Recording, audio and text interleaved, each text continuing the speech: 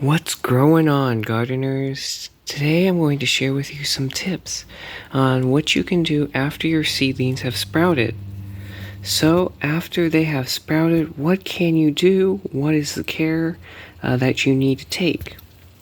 So the most important thing after your seedlings have sprouted is to keep them sufficiently watered. You cannot let them dry out. If you let them dry out, that is a good recipe for dead seedlings. So I'd say that's the number one problem and the number one concern that I would have in my seedlings is making sure they're watered well.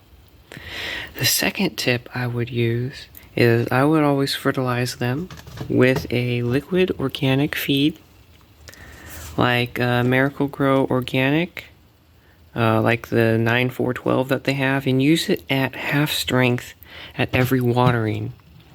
That will allow you to start growing these super fast. As you can see, these marigolds have really taken off and responded to the fertilizer. And really, you start fertilizing when you start seeing these first true leaves, which are not the cotyledon leaves, but the leaves that look like the plant themselves. That's when you can start fertilizing with a half-strength organic fertilizer. And as you recall from my other video, do not use fish fertilizer, even though it is organic, because it will stink up your room. That is if you're using, if you're indoors. I mean, if you're in a greenhouse, then by all means go ahead and use fish fertilizer if you wish to. And of course, that is important.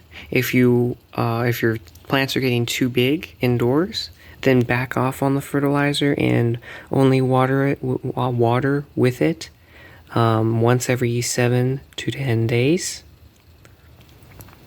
And another thing that you can keep in mind is the light.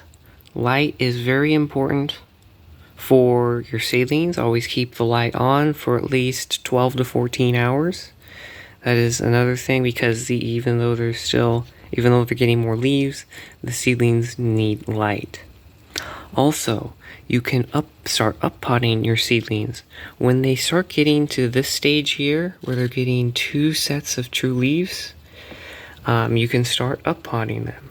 I will do a video here shortly on how to uppot your seedlings, so I encourage you to subscribe to see that.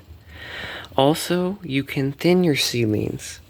As you saw in a previous video of mine, which I might link down in the description, I showed you how to thin your seedlings and save those little seedlings.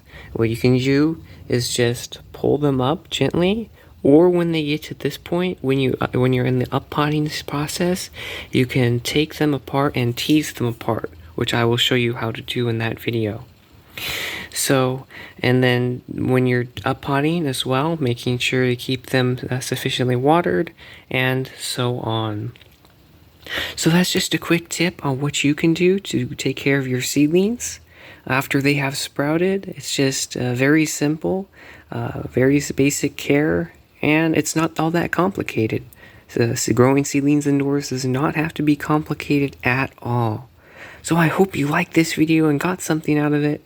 If you want to see more videos, including updates on overwintering plants, like that jalapeno and my geraniums that are just starting to come and bloom, also with garden tours. As you can see, I've started to buy flowers, such as this calabriolca. And, of course, updates on seedlings and raised bed gardening. I encourage you to subscribe to see more of gardening content.